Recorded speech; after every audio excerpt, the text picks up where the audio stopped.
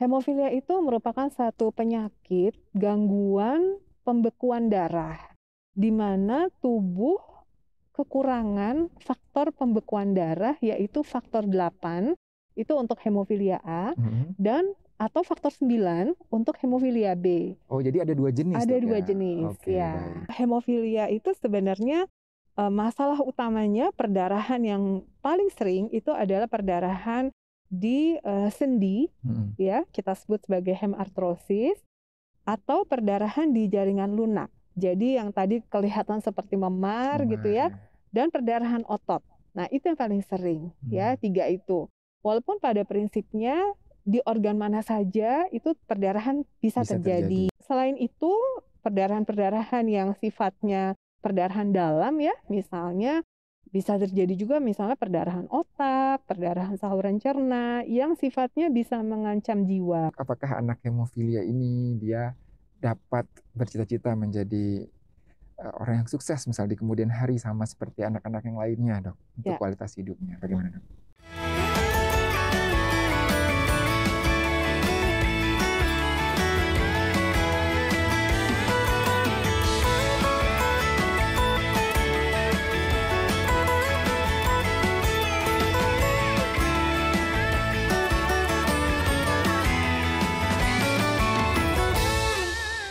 Assalamualaikum warahmatullahi wabarakatuh. Selamat siang menjelang sore kepada seluruh Sobat Podcast IDAI dimanapun berada. Nah, bertemu lagi dengan saya Dr. Reza Pahlevi sebagai host hari ini di Podcast IDAI. Dan kali ini berbeda dengan topik-topik yang sudah kita bahas sebelumnya. Kita kali ini kedatangan tamu yang sangat spesial dan akan membahas topik yang sangat spesial. Kenapa spesial? Karena ternyata bulan ini di tanggal 17 April kita merayakan sebuah hari yang spesial bagi seluruh penderita hemofilia ataupun seluruh dokter, perawat, dan tenaga medis yang bergerak di bidang hemato-onkologi, yaitu Hari Hemofilia Sedunia. Dengan tema kita tahun ini adalah Access for All, Prevention of Bleed as the Global Standard of Care. Nah, bertepatan dengan hari tersebut, maka kita akan membahas topik mengenai perdarahan pada bayi dan anak akibat hemofilia. Tentunya saya tidak sendiri. Selalu di Podcast IDAI kita menghadirkan narasumber yang sangat ahli di bidangnya. Dan kali ini kita kedatangan Dr. Novi Amelia Chozi, spesialis anak konsultan. Assalamualaikum dokter. Waalaikumsalam warahmatullahi wabarakatuh. Luar biasa nih Sobat Podcast, ini kita sedang berpuasa saat ini, tapi kita tetap bersemangat dok ya, untuk memberikan edukasi kepada masyarakat semuanya. Nah mungkin Sobat Podcast IDAI sudah tidak asing tentunya dengan Dr. Novi. Tapi sebagai reminder, saya akan membacakan sedikit CV beliau yang sebenarnya panjang banget nih Sobat Podcast, tapi saya rangkum dok ya. Jadi Dr. Novi ini lulus pendidikan dokter umum, dokter spesialis anak, kemudian konsultan di bidang hemato-onkologi dari FKUI, kemudian mendapatkan gelar doktor juga nih dari FKUI. Nah, beliau pernah menjalani training di Kanada dan juga di Kuala Lumpur. Di bidang organisasi tentunya beliau sudah sangat aktif ya, di IDAI, kemudian di UKK Hemato-Onkologi, kemudian beliau juga merupakan wakil ketua bidang medis dari Himpunan Masyarakat Hemofilia Sedunia, dan juga merupakan World Federation of Hemophilia Board of Director Medical Member tahun 2020 sampai 2022. Nah, banyak lagi sebenarnya nih saya bacakan di sini ya Sobat Podcast, banyak banget listnya. Jadi organisasi beliau di dunia udah nggak kita ragukan lagi. Publikasi beliau juga di bidang hemato-onkologi dan hemofilia udah banyak banget. Teman-teman semua bisa cek ya. Oke, nah sekarang kita langsung dok masuk ke sesi tanya jawabnya. Nah dok, ini kan berkaitan dengan hemofilia dok ya.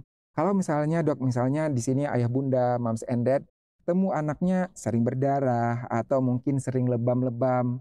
Nah sebenarnya apa sih yang perlu dipikirkan oleh orang tua semuanya? Ya, jadi kalau anak sering lebam-lebam ya, apalagi kalau anaknya nih hemofilia, anaknya nih laki-laki. Nah, ini salah satu yang harus kita pikirkan itu adalah ini hemofilia atau bukan ya gitu. Kalau anak perempuan, walaupun sangat jarang ya mengalami hemofilia, perlu dipikirkan juga kemungkinan penyakit perdarahan yang lain. Jadi artinya kalau misalnya memang anak sering memar-memar ya, sering biru-biru, apalagi tanpa sebab yang jelas gitu ya, alangkah baiknya orang tua segera membawa anak untuk diperiksakan ke dokter. Sehingga nanti akan dicari lebih lanjut sebetulnya ini masalahnya apa gitu, supaya nanti juga pengobatannya tentunya akan disesuaikan dengan apa yang dibutuhkan. Ya, baik. Tadi dokter sempat membahas sedikit mengenai hemofilia, Dok ya. Jadi sebenarnya apa sih, Dok, itu hemofilia? Ya, hemofilia itu merupakan satu penyakit gangguan pembekuan darah di mana tubuh kekurangan faktor pembekuan darah yaitu faktor 8 itu untuk hemofilia A dan atau faktor 9 untuk hemofilia B. Oh, jadi ada 2 jenis, Ada Dok, 2 ya? jenis, Oke, ya. baik. Jadi hemofilia apakah hanya terjadi pada anak laki-laki atau anak perempuan itu juga mungkin mengalami hemofilia, Dok? Ya, jadi kan dalam tubuh kita itu semua produksi faktor pembekuan darah itu diatur oleh gen tertentu gitu ya. Nah, untuk faktor 8 dan faktor 9, kebetulan gennya itu adanya di kromosom X. Nah, sehingga memang karena laki-laki cuma punya satu kromosom X, itu lebih banyak, hampir mungkin 99% ya, penyandang hemofilia itu adalah laki-laki. Ya, walaupun memang dalam kasus-kasus yang sangat khusus gitu ya, ya sangat jarang gitu ya, bisa juga terjadi pada perempuan gitu. Jadi perempuan ini biasanya sih lebih sering merupakan pembawa sifat atau kita sebut sebagai carrier. Sedangkan carrier itu apakah ada gejala juga, mungkin perdarahan ringan atau sebenarnya nggak ada gejala sama sekali, Dok? Ya, jadi bervariasi. Sebagian besar aman-aman aja, tidak ada gangguan, tidak ada masalah perdarahan.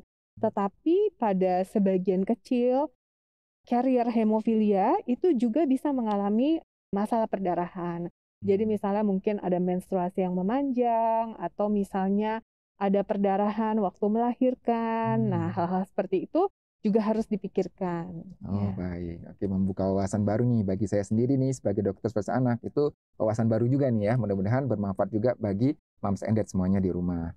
Jadi, Dok, ini karena dia penyakit genetik, jadi nggak mungkin menular ya, Dok ya, penyakit hemofilia ini ya? Tidak menular. Sama sekali tidak menular. Bukan menular, bukan kutukan. Bukan kutukan juga. Ini mungkin yang sering masyarakat itu punya punya pemikiran tertentu bahwa ini jangan-jangan pasien, karena kan agak mungkin kalau yang sudah pernah lihat itu ya, pasiennya kalau sedang mengalami perdarahan susah berhenti dan sebagainya, suka dikait-kaitkan dengan berbagai mitos yang kurang tepat gitu sebenarnya. Baik. Nah, selain dari perdarahan ataupun lebam, sebenarnya ada gejala-gejala lain nggak, Dok, mengenai yang terjadi pada anak dengan hemofilia ini yang perlu diwaspadai oleh orang tua semuanya? Ya. Jadi hemofilia itu sebenarnya masalah utamanya perdarahan yang paling sering itu adalah perdarahan di sendi, ya kita sebut sebagai hemartrosis, atau perdarahan di jaringan lunak. Jadi yang tadi kelihatan seperti memar gitu ya, dan perdarahan otot. Nah itu yang paling sering ya, 3 itu.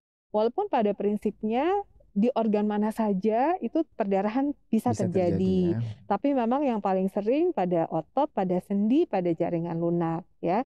Gejalanya seperti apa sih kalau perdarahan sendi? Karena kalau perdarahan sendi itu tidak terlihat sebenarnya dari luar gitu ya. Tapi yang terlihat oleh orang tua itu adalah sendinya akan terlihat bengkak. Terlihat bengkak, kemudian kalau diraba itu lebih hangat gitu dibandingkan dengan sekitarnya. Dan yang jelas nih Dokter Eva, anaknya itu merasa kesakitan. Iya, kesakitan sehingga disentuh aja tuh nangis, langsung pasti nangis kencang gitu ya. Berarti pada saat anak mulai belajar berjalan gitu, di situ bisa mulai muncul, Dok? Betul, ya, betul. Nah, jadi nyerinya itu sering menyebabkan si anak itu tidak mau menggerakkan sendi yang terkena, yang sedang mengalami perdarahan. Nah, sendi mana saja yang paling sering terkena? Itu adalah yang utama adalah sendi lutut, kemudian sendi pergelangan kaki, dan sendi siku. Ya. Kenapa lutut, kenapa pergelangan kaki? Karena memang 2 sendi itu adalah sendi penopang berat badan kita ya. Jadi memang 2 sendi itu yang paling sering ya. Selain itu perdarahan-perdarahan yang sifatnya perdarahan dalam ya, misalnya bisa terjadi juga misalnya perdarahan otak, perdarahan saluran cerna yang sifatnya bisa mengancam jiwa. Nah ini semua harus diwaspadai. Jadi kalau misalnya anaknya jatuh gitu dok ya, terbentur kepala, mungkin kalau pada anak yang normal itu hanya ringan, tapi mungkin pada anak yang ada hemofilia bisa jadi perdarahan dok ya. Betul, betul. Oke, jadi perlu kita waspadai. Tapi tadi Dokter Novi sudah menekankan bahwa gejala awal itu yang paling sering adalah tadi ya perdarahan pada sendi ya, Iya. nggak bisa dilihat semuanya. Jadi kalau misalnya dilihatnya anak-anak mulai belajar berjalan, berdiri, kok sendinya merah, teraba hangat ya. Ini jangan lupa dikonsultasikan dulu ke dokter anak. Belum tentu hemofilia, tapi salah satu yang harus kita pikirkan. Iya. Karena kita berpikir dulu kan mana diagnosis bandingnya dok ya. Dan kita berpikir yang terberat dulu sampai terbukti tidak. Betul. Ya, dok, ya. Dan satu hal lagi Dokter Eva ya, pada hemofilia yang berat, yang faktor 8 atau faktor 9-nya itu kadarnya rendah sekali ya, hanya kurang dari 1%, gejala tersebut sudah bisa timbul sejak anak masih bayi. Ya, jadi pada saat dia belajar, misalnya dia belajar merangkak, dia mulai belajar berdiri, belajar berjalan, nah sering sekali mulai timbul di situ ya, tanpa disadari oleh orang tua karena merasa cuman kebentur sedikit aja, tapi tahu-tahu kok langsung lebam yang cukup heboh gitu ya. Atau bengkak misalnya gitu ya, misalnya di pahanya atau di tungkainya gitu. Padahal tidak relevan atau tidak sebanding dengan benturannya. Yang terjadi. Iya, gitu. nah itu harus diwaspadai sebagai tanda hemofilia. Tadi Dokter Nafi sempat menyebutkan mengenai hemofilia derajat berat. Sebenarnya itu ada berapa derajat sih dok untuk hemofilia ini? Ya, jadi kita bagi menjadi 3 nih Dokter Eva. Yang tadi berat ya, kalau kadarnya itu sangat rendah sehingga kurang dari 1% ya. Nah, kalau kadarnya 1-5% itu kita sebut sedang. Dan ringan itu kalau 5% ke atas sampai 40%. Nah, jadi mungkin harus tahu normalnya dulu ya. Normalnya itu antara 50-150% untuk kita bisa mempunyai fungsi pembekuan darah yang normal gitu ya. Kalau di bawah itu berarti ada sesuatu yang lain. Nah, pada faktor 8 dan faktor 9 ini ya hemofilia gitu. Baik dok. Nah selanjutnya kalau seandainya tadi katakanlah di sini ada ayah bunda yang anaknya tadi katakanlah ada memar ataupun ada lebam. Nah untuk di rumah sebelum dibawa ke rumah sakit, apa sih dok pertolongan pertama yang harus dilakukan? Ya, ini penting sekali ya. Jadi seandainya memang sudah didiagnosis nih hemofilia ya, jadi sudah pergi ke dokter, sudah dilakukan pemeriksaan darah untuk mengetahui berapa kadarnya faktor 8 dan faktor 9 ya. Jadi sudah tahu apakah si anak ini hemofilia A atau hemofilia B ya. Nah, pertolongan pertama yang bisa diberikan di rumah itu adalah misalnya sendi lututnya nih bengkak gitu ya, terus anaknya merasa kesakitan ya. Kemudian di rumah apa yang bisa dikerjakan? Orang tua harus mengistirahatkan sendi yang sedang bengkak tersebut ya. Diistirahatkan, jangan, jadi kalau misalnya di lutut jangan dipakai berjalan dulu ya. Atau kalau mau jalan pakai tongkat misalnya, lebih bagus lagi misalnya pakai kursi roda. Atau kalau anaknya masih bayi mungkin ya bisa digendong gitu ya. Nah kemudian bisa kalau anaknya posisi berbaring bisa dielevasikan sendi tersebut lebih tinggi dari jantung ya. Itu untuk mengurangi perdarahan yang terjadi, dan bisa dibalut dengan misalnya dengan kain bersih atau dengan misalnya perban elastis, dibalut tapi jangan terlalu kencang ya, dan kemudian diberikan kompres dengan kompres dingin. Ya, jadi ambil es batu gitu ya, dibalut dengan kain bersih, kemudian diletakkan di sendi yang bengkak tersebut selama kira-kira mungkin 2-3 menit, diletakkan terus kemudian diambil lagi, jadi intermittent gitu ya. Nah, ini sangat bermanfaat untuk mengurangi perdarahan dan untuk mengurangi nyeri juga gitu ya. Tetapi sebetulnya kalau terjadi perdarahan sendi dalam waktu 2 jam itu harus diberikan faktor pembekuan yang dibutuhkan ya. Jadi kalau dia hemofilia A jadi harus diberikan faktor 8, atau dia hemofilia B harus diberikan faktor 9 ya. Karena itu kalau di rumah tidak tersedia, berarti orang tua harus segera membawa ke dokter ya? terdekat atau ke rumah sakit ya. Nah, selain tadi dok ya, misalnya tadi perdarahan sendi, kondisi apa lagi dok yang membuat orang tua itu harus segera membawa anak yang memang sudah terdiagnosis hemofilia untuk ke rumah sakit atau ke dokter? Ya, jadi pada prinsipnya semua perdarahan pada hemofilia itu harus disikapi sebagai satu perdarahan yang serius dan berpotensi untuk menjadi atau mengalami komplikasi bila tidak diatasi dengan segera dan dengan optimal gitu ya. Jadi di sini ada dua hal. Masalah waktu, jadi harus segera ya, dan harus, jadi kalau bisa dalam waktu 2 jam dari perdarahan akut itu sudah harus diatasi ya. Itu yang kalau kelihatan perdarahannya? Ya, kalau kelihatan atau kalau memang sendi ada bengkak ya. Nah, yang keduanya adalah dosisnya juga harus optimal ya. Nah, selain itu yang penting juga sebenarnya adalah bagaimana orang tua ini memahami bahwa si anak ini sedang mengalami satu perdarahan gitu. Karena kadang-kadang kan tidak terlihat dari luar nih perdarahannya ya. Kan perdarahannya semua di dalam sendi, di dalam otot. Jadi apa sih ciri-cirinya kalau seorang anak hemofilia sedang mengalami perdarahan gitu ya? Kalau di sendi tadi seperti yang sudah saya bilang ya, bengkak ya, kemudian nyeri gitu. Kalau diraba dia lebih anget gitu, lebih hangat gitu. Nah, kalau otot gimana? Sama, kalau otot juga demikian ya. Mungkin mudahnya kita bandingkan dengan misalnya di tungkai ini, di paha kanan gitu ya. Kita curiga nih benar nggak ya perdarahan otot di paha kanan gitu. Kita bisa bandingkan dengan paha yang sebelah kiri ya, yang sebelahnya. Nah, biasanya akan terlihat perbedaannya ya. Lebih kelihatannya lebih besar gitu. Kemudian juga teraba lebih kencang gitu ya, karena ada perdarahan di otot dalamnya ya. Dan kalau dipegang anaknya juga pasti kesakitan ya, seperti itu. Jadi itu orang tua harus memahami tanda-tanda gejala itu ya.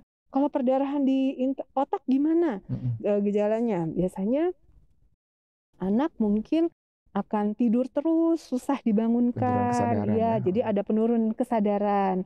Atau misalnya ada muntah-muntah yang berlebihan atau yang tidak biasa nih. Menyemprot gitu dok ya? Yang menyemprot gitu ya. Atau ada kejang. Nah, itu harus diwaspadai juga ya. Atau misalnya ada buang air besar, pada saat buang air besar kok ada darahnya ya gitu. Nah, itu juga harus diwaspadai ya. Jadi harus penting sekali orang tua untuk mengenali tanda-tanda perdarahan ini sehingga bisa melakukan atau memberikan pertolongan pertama dan memberikan faktor pembekuan yang dibutuhkan. Segera mungkin tadi ya. Sesegera mungkin. Kurang dari 2 jam. Betul. Ya. Oke, kita lanjut lagi. Nah dok, selama 18 tahun kurang lebih berkecimpung di bidang hemofilia ini dok, ada nggak dok pengalaman-pengalaman unik yang pernah dokter temui dalam praktik sehari-hari terkait dengan hemofilia pada anak? Iya. Sebenarnya hampir semua mungkin bisa dibilang cukup unik ya dokter Eva. Uniknya nih sebenarnya juga tanda kutip membuat kita jadi sedih gitu ya sebenarnya. Kenapa? Karena seringkali pasien-pasien itu datang dalam kondisi sudah perdarahan dan tidak tahu sebelumnya bahwa dia sebenarnya hemofilia gitu ya.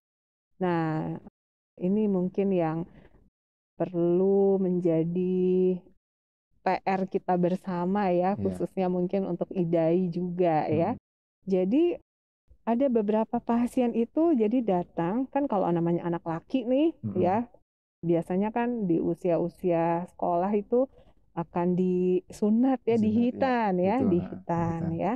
Nah, ada banyak pasien yang dirujuk kepada kami dalam kondisi perdarahan yang sulit berhenti setelah dihitan. Jadi sudah berhari-hari ya, ada yang sudah 5 hari, ada yang sudah 7 hari, sampai anaknya pucat, sampai wah timbul komplikasi macam-macam ya pada saat datang di kami ya. Nah, ternyata setelah diperiksa adalah hemofilia ya. Kenapa ini bisa terjadi ya? Karena mungkin sebelum dilakukan tindakan hitan tersebut tidak dipersiapkan dengan baik, bahkan tidak diketahui bahwa anaknya sebenarnya ada hemofilia ya. Nah, inilah yang mungkin menjadi pelajaran penting sekali buat kita semua ya. Juga untuk masyarakat ya, untuk mengenali tanda-tanda hemofilia ini. Yang tadi udah dijelaskan ya, sejak dini ya, Dok ya. Betul. Sehingga hal-hal ini tuh bisa kita cegah ya. Kalau sudah datang dalam kondisi perdarahan yang banyak, sudah berhari-hari. Jadi masalah yang lain pun timbul, misalnya HB-nya juga turun, sehingga tidak jarang kita juga selain memberikan faktor pembekuan darah, kita juga harus memberikan transfusi darah merah ya. Belum lagi anaknya kan merasa nyeri, resiko infeksi dan sebagainya ya. Ini hal-hal yang sebetulnya bisa dicegah ya. Ada nggak, Dok, screening sekarang, Dok? Misalnya ada anggota keluarga yang mengalami hemofilia, misalnya dari paman atau dari pihak yang laki-laki, itu perlu nggak, Dok, ya, anak-anak laki-lakinya di screening hemofilia ini? Ya, sebetulnya ini perlu sekali ya, perlu sekali. Sayangnya ya, ini masih sangat minim ya bisa dilakukan ya. Banyak sih faktornya ya. Seringkali karena juga saya alami sendiri ya, beberapa pasien itu justru orang tuanya tidak mau terbuka ya bahwa anaknya hemofilia, sehingga cenderung menutup-nutupi ya, tidak mau menceritakan dengan keluarga besar. Bahkan ada juga yang memang sengaja menyembunyikan gitu ya, sehingga ini jadi kita agak sulit untuk melakukan pemeriksaan. Nah, selain itu, masalah lainnya adalah memang selain karena pemahaman masyarakat mengenai hemofilia ini masih kurang, masih perlu ditingkatkan lagi, pemeriksaan laboratorium untuk menegakkan diagnosis hemofilia di Indonesia ini juga masih sangat terbatas, Dokter Eva. Ya, hanya di beberapa rumah sakit tertentu saja di yang kota-kota bisa, besar, ya? Di kota-kota besar yang bisa melakukan pemeriksaan kadar faktor 8 atau faktor 9 ya. Di rumah sakit rujukan provinsi sekalipun belum tentu bisa ya melakukan pemeriksaan ini. Seingat saya hanya sekitar 5-6 rumah sakit rujukan provinsi yang mampu melaksanakan pemeriksaan faktor 8 dan faktor 9 ini. Ini membuat memang diagnosis menjadi tantangan ya. Masih underdiagnosed sekarang. Betul ya. Mungkin kalau kita bicara angka statistik ya, Dokter Eva, saat ini dengan jumlah penduduk Indonesia sekitar 280 juta ya jiwa ya, seharusnya berdasarkan perhitungan itu ada sekitar 28.000 penyandang hemofilia di Indonesia. Tapi yang terdaftar di kita sekarang itu baru sekitar 3.000 pasien. Jadi masih baru 10%-nya ya. Nah, berarti yang lain kemana nih, masih belum didiagnosis dan sehingga tentunya masih belum menerima pengobatan yang sesuai. Iya. Oke, menarik sekali ya untuk ayah bunda semuanya melihat kondisi hemofilia. Mudah-mudahan nih dengan ada World Hemophilia Day seperti ini, masyarakat juga bisa lebih aware dengan hemofilia. Jadi mungkin kalau misalnya ketemu anaknya atau tetangganya atau saudaranya yang tadi ternyata ada keluhan seperti Dr. Novi jelaskan, mungkin bisa udah saatnya kita mulai untuk konsultasi ya, Dok ya. Iya, betul. Nah, untuk hemofilia sendiri terapinya itu bagaimana, Dok? Dan apakah bisa disembuhkan sebenarnya? Ya. Sebenarnya terapinya relatif mudah. Artinya mudah begini. Hemofilia A misalnya kurang faktor 8 kan? Nah, jadi apa yang kita berikan adalah memberikan faktor 8 ini gitu. Faktor kalau hemofilia B juga gitu. Kalau dia kan kurang faktor 9, jadi kita berikan faktor 9 gitu ya. Nah, masalahnya adalah begini. Kalau kita memberikan pengobatan ini menunggu sampai dia ada perdarahan dulu, ya, semua penelitian-penelitian di banyak negara di internasional itu semua sudah membuktikan kalau kita tunggu perdarahan dulu, maka itu sudah terlambat. Jadi kalau tadi perdarahannya paling sering kan di sendi ya, itu sendinya nanti keburu mengalami kerusakan, ya, mengalami kerusakan sehingga apa? Akibatnya sendi yang mengalami kerusakan ini nanti anaknya akan mengalami banyak masalah. Anaknya tidak bisa bergerak, Kaku ya, Dok, ya iya, sendinya bisa berubah ya, bisa berubah, sinoviumnya rusak ya, bisa menjadi kaku, tidak bisa digerakkan, akhirnya menjadi cacat permanen ya. Kalau mau diatasi kondisi sendi yang sudah seperti itu membutuhkan operasi, penggantian sendi dan sebagainya yang tentunya membutuhkan biaya yang luar biasa mahalnya. Karena kalau operasi pun artinya supaya tidak terjadi perdarahan kan harus disuplai dengan faktor pembekuannya dan itu memang harganya memang cukup mahal ya, sehingga yang dianjurkan untuk mencegah kerusakan-kerusakan itu kita berikan sebagai profilaksis atau pencegahan. Jangan tunggu perdarahan. Jadi kita berikan terapi faktor 8 atau faktor 9 ini sebagai profilaksis. Secara rutin. Nah, ini untuk hemofilia yang berat, ya. Hemofilia yang berat atau untuk yang sedang atau yang ringan dengan indikasi tertentu, ya. Nah, ini sebenarnya adalah inti dari terapi untuk hemofilia yang menjadi standar pada saat ini, ya. Jadi ini standar internasional, ya, standar internasional. Nah, masalah bahwa pencegahan atau profilaksis ini dosisnya macam-macam, ya. Ada yang pakai dosisnya tinggi, ada yang pakai dosisnya sedang, ada yang pakai dosis rendah, gitu ya. Tetapi semua sudah membuktikan bahwa dengan dosis rendah pun sebenarnya efektivitasnya ya sangat baik, gitu ya. Kita juga sudah membuktikan sendiri, ya. Nah, sehingga di dalam panduan pelayanan kedokteran untuk hemofilia ini yang dikeluarkan oleh Kementerian Kesehatan tahun 2021, kita sudah menganut terapi profilaksis ini, Dokter Eva. Karena memang inilah yang terbaik untuk pasien-pasien. Walaupun memang tidak bisa dipungkiri bahwa harga obat faktor 8 dan faktor 9 ini masih cukup mahal, ya. Masih mahal, tapi alhamdulillah sudah ditanggung oleh BPJS. Ya, sehingga teman-teman hemofilia tidak perlu berkecil hati, ya. Ini terapinya sudah bisa diakses melalui BPJS. Walaupun memang masih dalam jumlah yang terbatas, tetapi kalau untuk profilaksis, insya Allah masih bisa, ya. Ya, jadi nanti buat kalau ada para sobat podcast IDAI yang juga kebetulan mungkin penyandang hemofilia atau keluarganya ada yang menyandang hemofilia, ya, silakan dikonsultasikan dengan dokter Anda, ya, untuk membahas mengenai bagaimana nih supaya bisa dapat terapi profilaksis ini, gitu. Oke.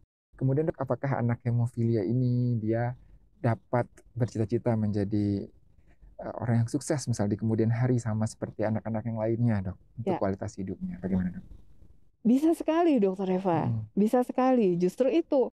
Jadi dengan terapi profilaksis ini, terutama untuk yang berat ya, dari sejak anak masih kecil ya, biasanya tuh kita mulai namanya profilaksis primer ya, dari usia di bawah 3 tahun kalau memang dia hemofilia berat.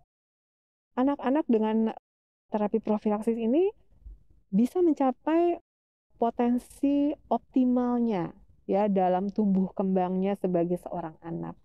Sehingga saya punya pasien 2 orang dokter umum, sudah jadi dokter umum. Ya, wow, ya. Tuh, keren banget cukup banyak juga mereka yang mempunyai pendidikan yang tinggi ya sampai S2 ya.